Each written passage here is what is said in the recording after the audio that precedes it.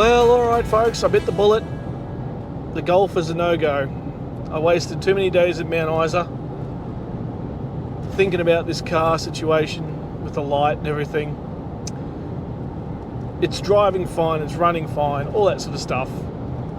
I probably should have just kept going, but spending 3-4 days in Mount Isa essentially doing nothing has really sort of blown out my schedule now, and there's just going to be not enough time to get up to Normanton, which was 8-9 hours from Mount Isa, camp there, go see the things there, and then head across to Cairns, because it would just be a drive up there, set up camp, go look at the site, come back, sleep for about 5 hours, pack up camp, then drive for another 10, and that's just not worth it, you know. Another 1,000 kilometres in an extra day just for 3 hours in Normanton. I just don't think that's viable. That's not it's not really worth doing at that point, is it? And then I'm rushing for the entire rest of the trip, so it would be 12-hour drives constantly every day for the next 4 days. So by going this route across to Julia Creek, to Hewenden, Charters Towers, and hopefully Townsville tonight, at least Charters Towers tonight, I've sort of kept a half day up my sleeve. So by doing this way, by cutting straight across Queensland on the Flinders Highway, it's giving me a little bit more playtime. I don't have to rush as much. So whilst it wasn't exactly on my initial itinerary, it is now, and we'll see what's out this way. This is a bit of a dinosaur country. This sort of triangle between Cloncurry, Hewenden and Winton, that sort of triangle in there, that's a bit of dinosaur country.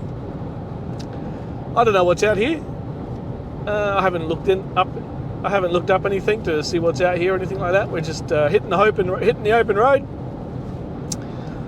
and winging it now. And obviously I need to be back in Brizzy in about 4 days' time, so which is doable going this way. If I had gone up to Normanton and across to Cairns, it would have been such long drives, guys. It just would have been pointless. But what that means, and this is the exciting part for you guys, there'll be a season 2, because I haven't gone to the Gulf yet. So now I've done my little Outback trip, and now I didn't get to the Cape or the Gulf. Guess what's next, guys? That's going to be in the planning. Stay tuned for that. Make sure you subscribe. Get that underway and hit the road for that as soon as I can. But anyway, back to today. Back to the present. Next stop, Julia Creek. Just left Cloncurry. Julia Creek's about another hour away or so. See what's there. Well, Julia Creek, population 400. Might be a very small town, but it does have a big heart. There's some artesian baths that you can go visit here. This is the end of the high street. Standard shops on the high street. And these are some of the houses towards the end there. As you can tell, it's a very small town. Most popular establishment in town, like many others out here, is the pub. Now, something we all need to do when we head home is we need to hurry back to the Outback. Now, this will be the first traffic light I'd seen in, I can't even remember the last time I saw a traffic light out here. You'll only see them now on these roadworks that happen all along these highways. Here we are in the Flinders, another section being worked on. You just gotta have patience with these roadworks, guys. The people out here are working hard in the heat, going as fast as they can. If they tell you to hold up while something's going on up ahead, just obey. There's no need to carry on like a pork chop. They're trying to make the road safer for you and fellow travellers.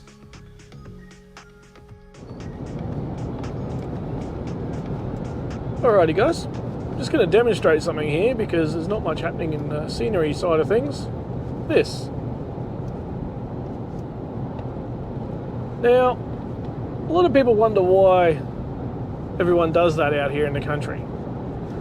And yeah, it's to say g'day and how you going and all that kind of thing. But there is actually a reason and a point to it. So, back in the 60s and 70s, when the trucks started rolling out to the Outback, for the first time and all that sort of thing, all these roads obviously were dirt. Now, dirt and gravel and that kind of thing. Now, obviously, when you're going at speed, rocks and things tend to flick up.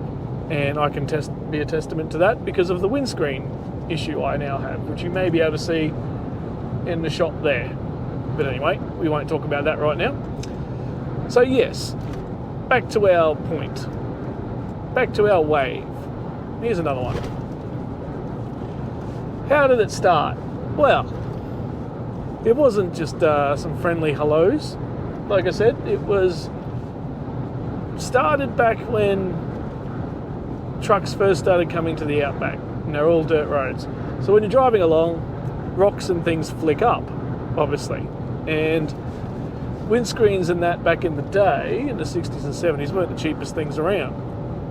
So what it wasn't actually a wave.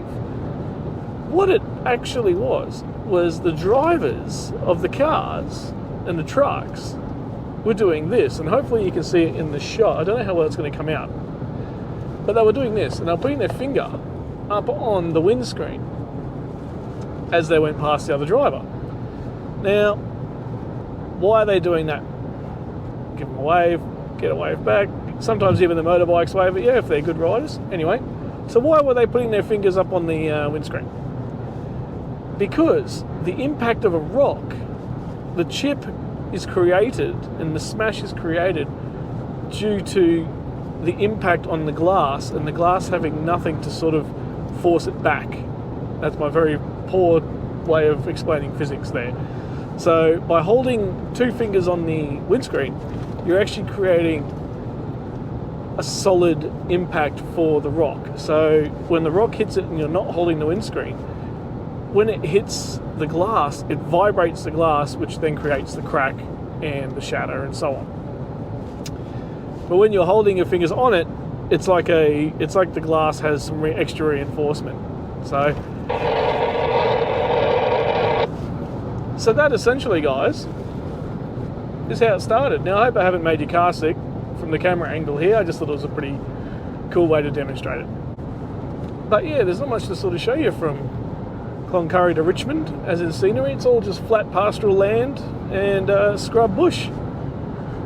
So I thought I'd just explain that one. So it is also a friendly hello nowadays, but really it's for when you're on the dirt road and you're trying to avoid rocks coming up at you. Unfortunately, I waved at that bloke who smashed my windscreen. I didn't put my fingers on the windscreen, but the rock was so big that I don't think it would have mattered anyway. Anyway, there you go, guys. A little bit of trivia for you. That's why we all wave and say good day to each other. Like I said, guys, Dinosaur Country, keep your eyes peeled. Do you think they saw us?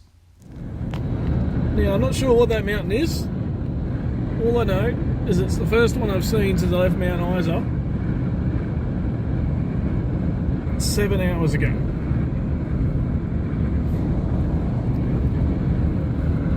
I'm not sure what it's called. I think it's Mount Surprise, but I could be completely wrong. I think Mount Surprise is a bit further up towards Charters Towers. But whatever it is, it's the first mountain, or even a hill, to arrive out of the ground. You can see it's just been flat the entire way across Queensland. And that's the first one.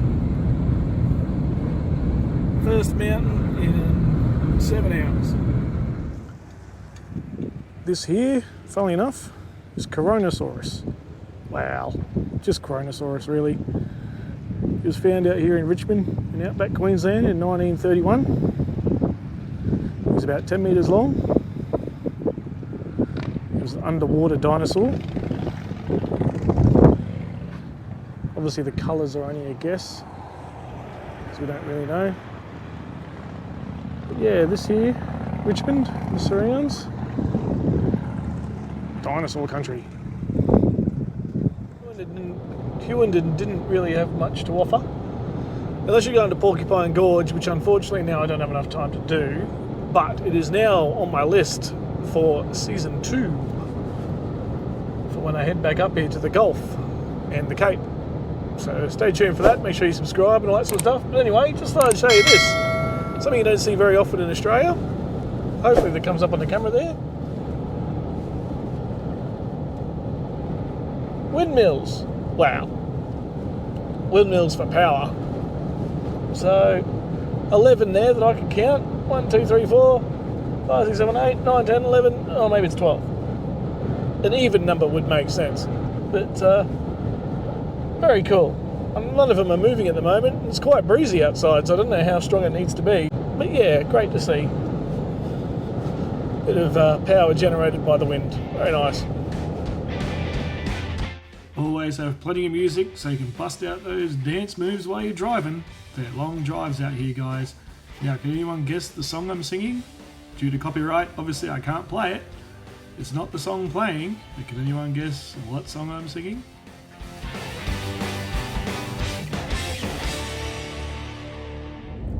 When you're out this way, guys, keep your eyes open for dinosaurs! The dinosaurs are here! In between dinosaur spotting, guys, keep those tunes going. These roads, they are long.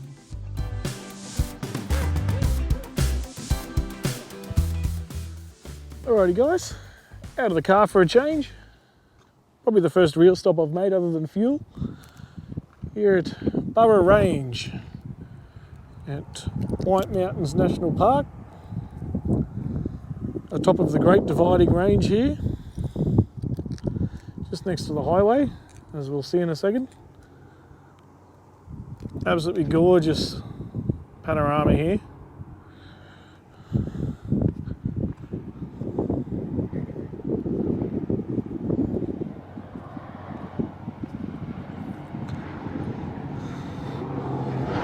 As another road train goes past.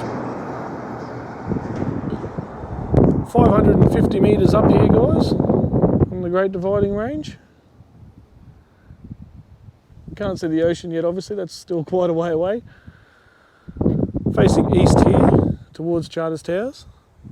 Charters Towers is still about an hour and a half, so, you know, probably 2-hour drive, so probably about 150k away. That's right. Go into town, have a look, see what's around. Never been to Charters Towers before. Like I said, this part of the trip was all very unplanned. That's right. Make it up as we go, you should be right. So something different other than the car for this trip. It's been about, I think I've driven for, let me see, 7, 8, 9, 10, 11, 12, 1, 2, it's now 3, pushing 8 hours now. And the first real stop. There hasn't been much really to look at, guys. Anyway.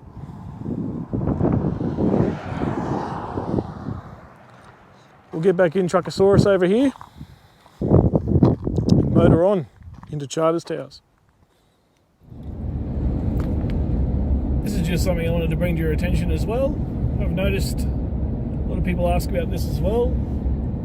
What a UHF call point is for heavy vehicles. So you saw there, that's for Bullock Creek.